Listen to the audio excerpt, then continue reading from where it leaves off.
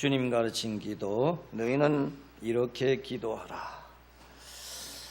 세 번째 내용을 함께 말씀을 중심으로 함께 생각하며 해보고자 합니다. 우리 주기도문 한번 같이 한번 암송해 봅시다. 시작. 하늘에 계신 우리 아버지여, 이름이 거룩히 여김을 받으시오며 나라에 임하옵시며 뜻이 하늘에서 이루어진 것 같이 땅에서도 이룰지이다. 오늘날 우리에게 일용할 양식을 주옵시고 우리가 우리에게 죄 지은 자를 사하여 준 것 같이 우리의 죄를 사하여 주옵시고 우리를 시험에 들게 하지 마옵시고 다만 악에서 구하옵소서. 대개 나라와 권세와 영광이 아버지께 영원히 있사옵나이다. 아멘. 주기도문의 크게 이제 나누라면은 세 부분으로 나눌 수 있죠. 첫째는 하나님에 관하여서, 그리고 두 번째는 우리 사람들에 관하여서, 그리고 세 번째는 하나님의 이름과 거룩성, 영광, 성령에 관한 내용이지요. 자, 이런 이제 내용에서 먼저 첫 번째 내용은 지난 시간까지 함께 생각했습니다. 그 첫 번째 내용은 바로 하나님에 관해서 우리가 기도할 때 우리는 항상 하나님이 있어야 한다고 하는 것. 우리는 하나님께 기도한다고 하면서도 하나님이 없는, 하나님은 그냥 나의 하수인으로 생각하는 그 정도의 하나님이 아니라 진정으로 창조주 하나님, 구속주 하나님, 은혜의 하나님으로 그 하나님의 이름과 그리고 하나님의 나라에 대하여서 우리는 지난 주일까지 생각했습니다. 그다음에 이제 오늘은 그 두 번째가 되는 사람을 위한 간구, 즉 기도하는 내용 중에 사람이 있는 기도. 목사님, 기도하는 중에 사람이 없는 기도가 어디 있겠습니까? 이렇게 생각할 수 있습니다만은 그렇습니다. 기도할 때 사람이 없는 기도 있을 수는 없겠지요. 그렇습니다. 기도할 때는 항상 사람이 있는 기도.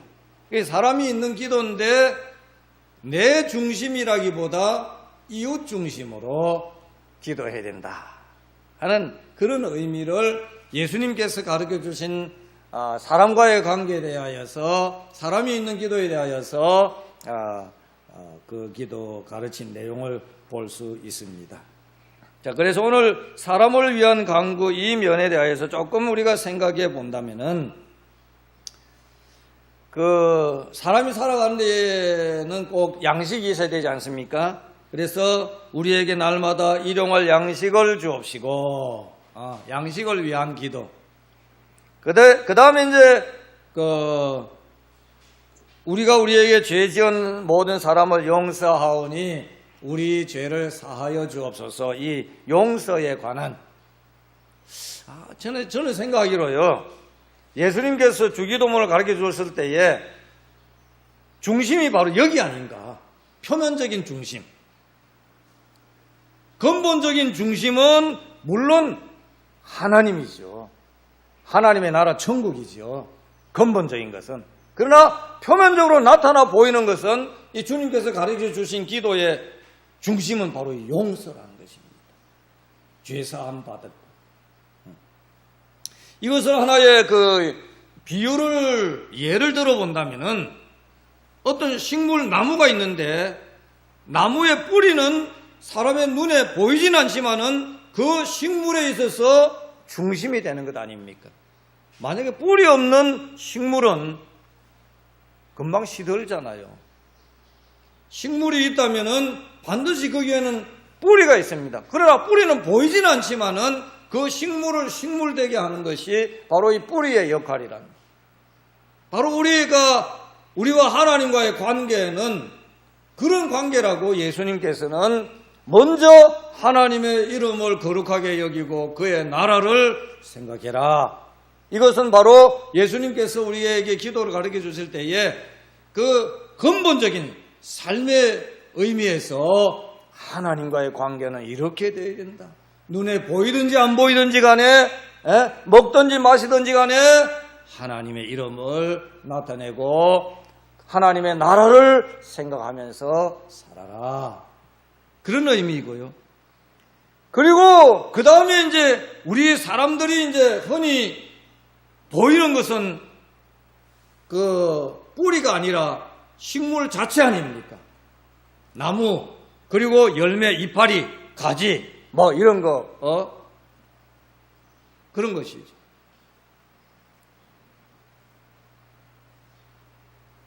누가복음 18장에도 예수님께서 이제 한 과부에 대하여서 아주머니에 대해서 광고가 나오는데 참 힘없는 사람이지만은 매일 이 검사를 귀찮게 여기니까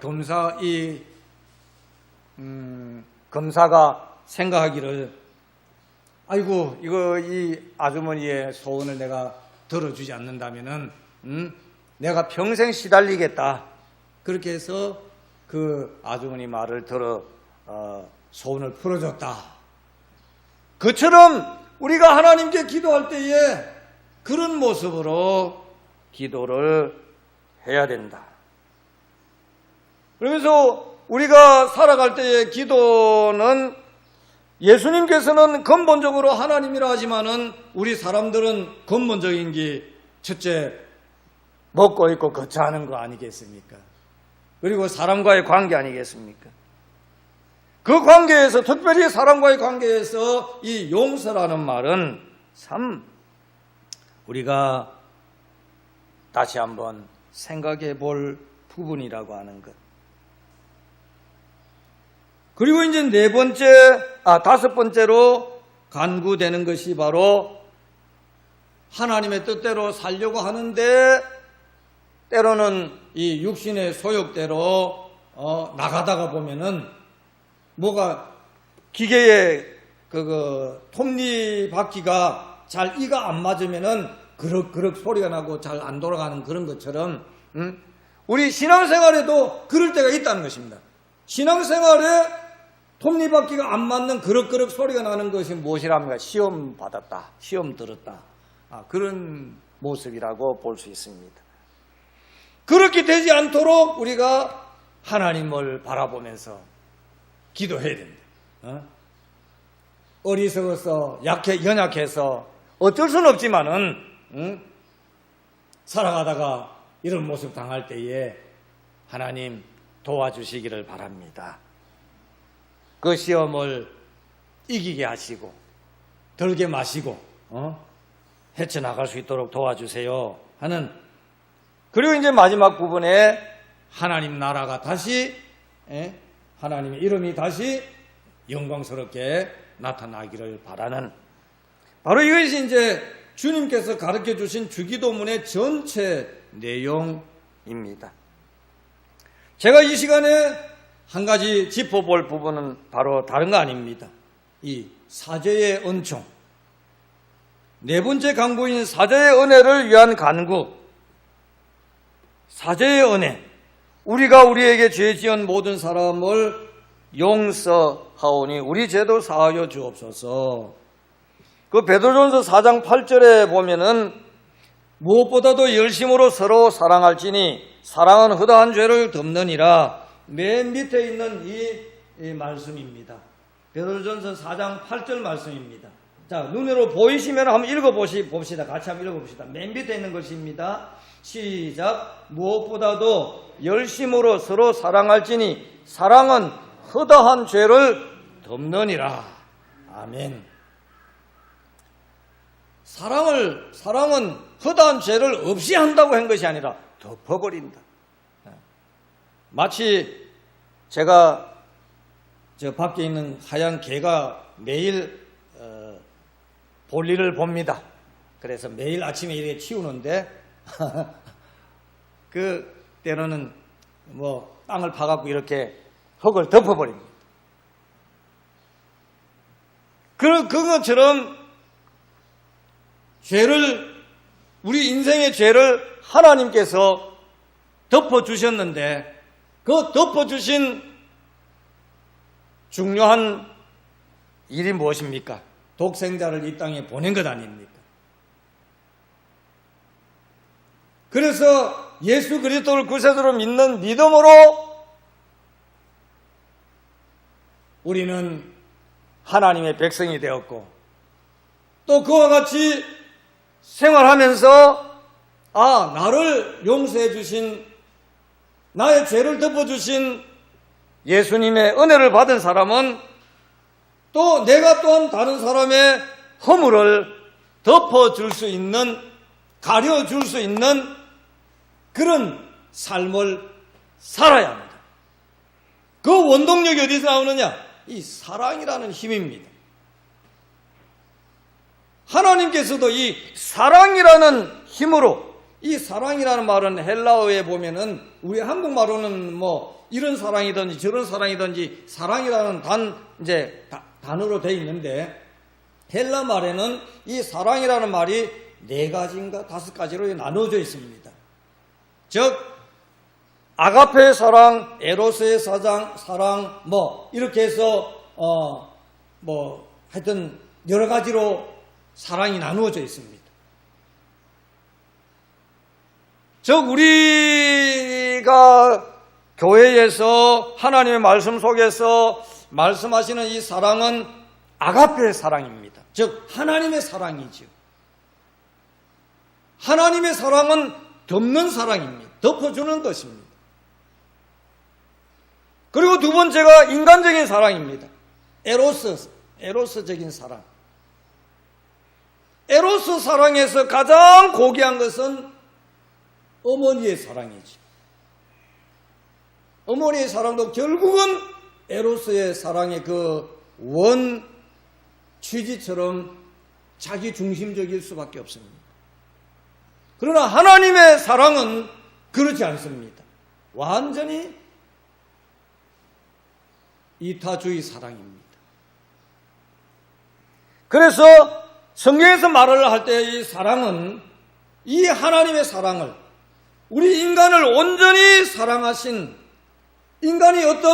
인간에게서 어떤 바랄 것을 바라지 아니하는 하나님의 배려. 보통 우리들은 그러지 않습니까? 뭔가 남을 위하여서 뭔가 할 때 내가 이만큼 하면은 저 사람한테서 요만큼 뭔가 올 것이야 하는 계산이 있습니다. 그런데 이 아가페의 사랑은요, 그런 계산이 없습니다. 만약 하나님께서 하나밖에 없는 독생자까지 내어주면서까지 우리 인생을 사랑하셔서 죄를 덮어줬는데, 그로 인하여서 인간으로부터 뭔가 하나님께서 덕을 보는 것 있습니까? 없지 않습니다.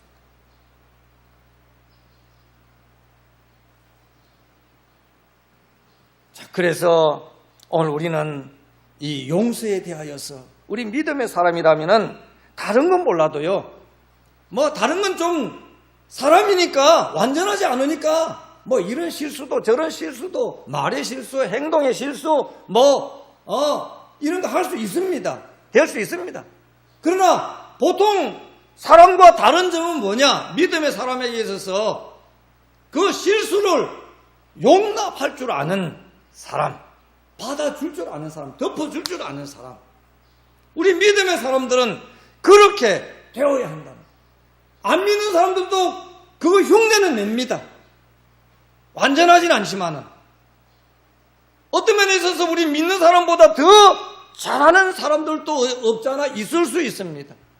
그러나 그 사람들이 하는, 불신자들이 하는 그런 행위와 우리가 믿음으로 말미암아 하나님의 사랑을 받은 것처럼 상대방에게 무언가 바라지 않으면서도 마음을 줄 수 있는, 배려를 할 수 있는 그런 마음은 믿음의 사람만이 할 수 있다는 것입니다. 그 믿음의 사람이 할 수 있는 것은 무엇입니까? 여기에 대하여서 예수님의 달란트 비유를 한번 생각해 보고자 합니다. 예수님의 달란트 비유가 마태복음 22장 37절에서 40절에 관한 그 나오는 내용이지요. 자, 이런 말씀입니다. 뭐 다 읽기는 그렇고요. 얘기하면 그렇습니다. 1만 달란트와 100데나리온. 비율로 보면 100배입니다. 100의 그냥 100과 1만과의 그 차이점은 100배입니다. 100에서 1만 되려면 100이 100개 더 있어야 1만이 됩니다. 숫자적으로는 그렇습니다만은 이 1만 달란트 비유를 통하여서 오늘 우리에게 예수님께서 언급하고자 하는 것은 하나님의 사랑을 입은 오늘 우리들이 그 하나님의 사랑을 눈꽃만큼이라도 조금 나타내면서 살기를 바란다 라는 것이 바로 이 1만 달란트 비유입니다. 그 달란트 비유는 이렇습니다.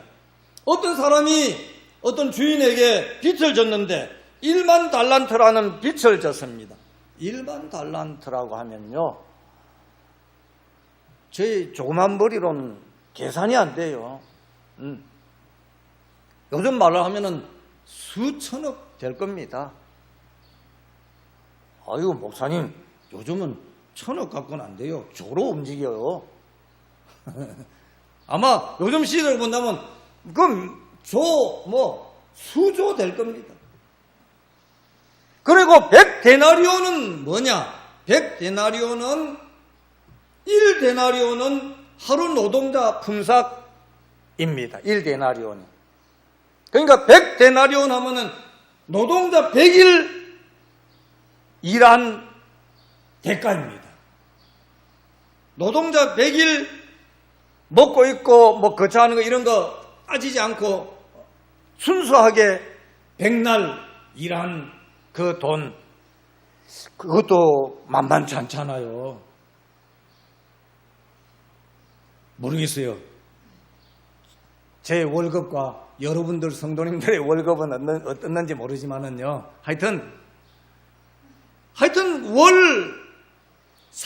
약 3개월 이상 되는 그 월급이라는 것입니다. 그거 하나도 먹고 있고 거처하는데 쓰지 않고 그냥 그대로 모으면은 100데나리온이라는 것입니다. 그러면은 대충 잡아도 한 달에 한 300 잡읍시다. 한 300 잡아갖고 3, 3은 9. 한 100데나리온 하면 1000만 원 정도. 1000만 원이면은 작은 돈은 아니지요. 오늘 이 시대라도 1000만 원이면은.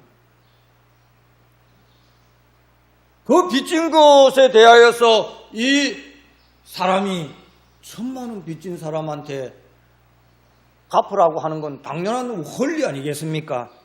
그런데 문제는 뭐냐? 그런 권리를 가진 사람이 빚을 지고 있는데 얼마나 빚졌냐? 어떤 사람한테 1만 달란트 빚을 졌는데 그 주인이 보시고 불쌍히 여겨서 탕감해 줬다는 것입니다. 없는 것으로 하자. 탕감해 줬다는 것입니다. 이 사람이 얼마나 기분이 좋은지 이 주인의 집에서 나오면서 기분 좋게 막 뛰어가는데 저 앞에서 어떤 사람이 오는 거예요. 그러니까 저 사람이 나한테 1000만 원 빚을 진 사람이 지금 오고 있어요. 이야, 이제 나는 이제 살맛 났어. 그러면서 나 이제 빚 하나도 없어. 1만 달란트 탕감 받았어. 속으로 좋아하면서 막 그 앞에 다가오는 자기한테 1000만 원 빚진 사람 목을 잡으면서 야, 너 나한테 빚 좀 갚아. 나 이제 살맛 나는 세상 살게 됐어. 한번 생각해 봅시다.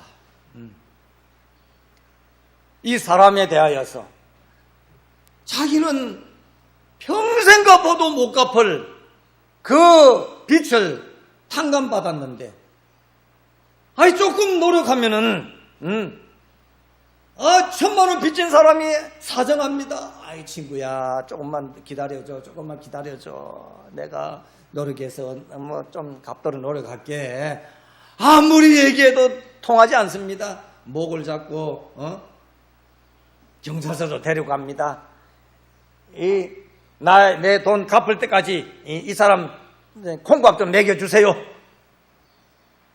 옆에서 이제 지켜보는 사람들이 보니까 너무 눈물 사나운 거야. 자기는 평생 갚아도 못 갚을 그 탕감 받았으면서 1,000만 원 빚진 거 그거 못 참아주고 저 사람을 경찰서 유치장에 집어넣을 정도면은 이건 좀 너무하지 않았나. 그래서 그 주인한테 가서 슬쩍 얼마 전에 1만 달란트 탕감 받은 사람 있잖아요. 그 사람 어디 잘 산대? 그 사람이요. 우리 집을 나가자 말자 자기한테 빚진 사람 그 빚을 갚으라고 1,000만 원 정도밖에 안 되는데 그 사람한테는 아마 커 보였나 봐요.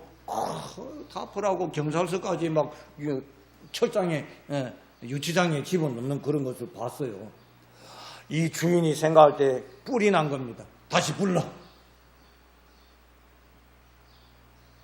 그래갖고 다시 불러갖고 네가 사정을 했더니 내가 참 불쌍하게 생각해서 없는 걸로 해주려고 했는데 아주 서류는 여기 있어.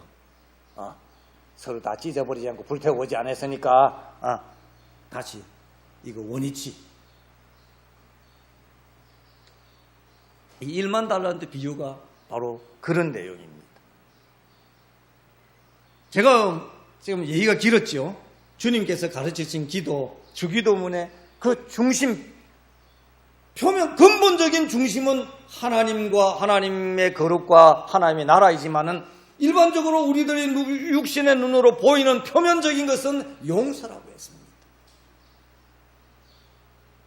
상대방을 배려하는 것이라고 했습니다.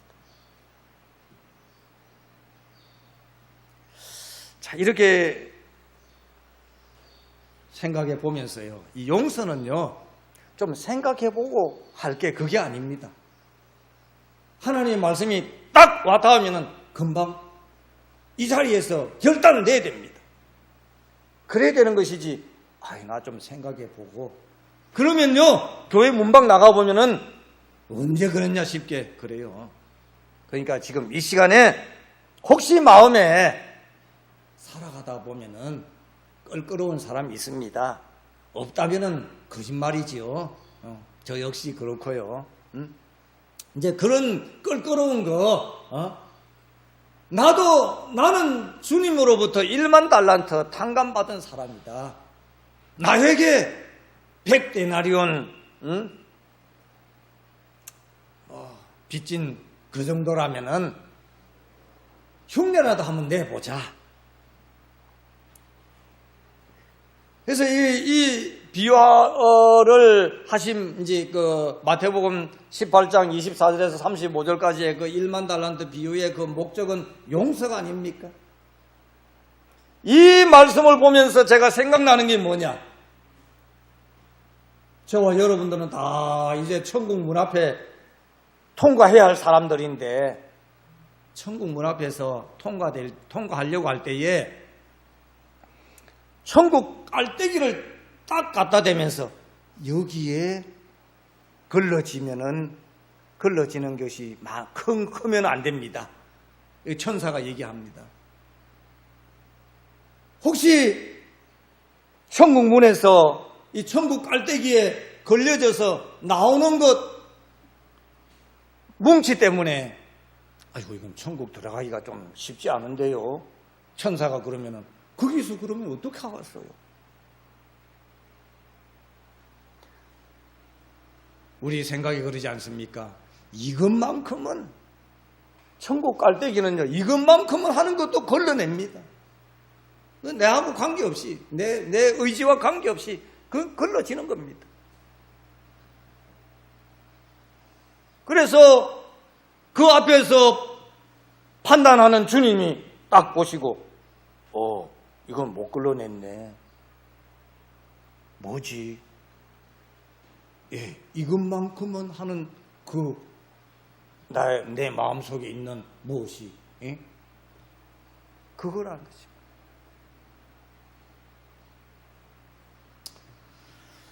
이 정도만 하겠습니다.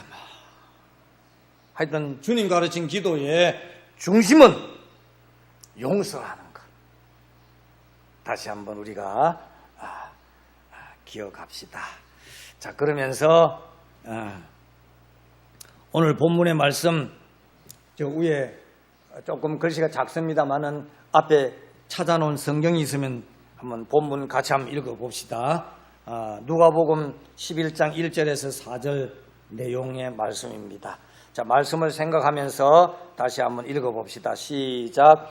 예수께서 한 곳에서 기도하시고 마치심에 제자 중 하나가 여짜오되 주여, 요한이 자기 제자들에게 기도를 가르친 것과 같이 우리에게도 가르쳐 주옵소서. 예수께서 이르시되 너희는 기도할 때에 이렇게 하라.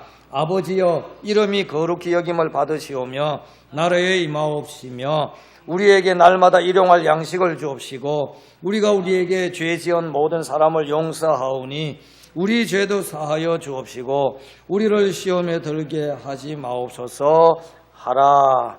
아멘.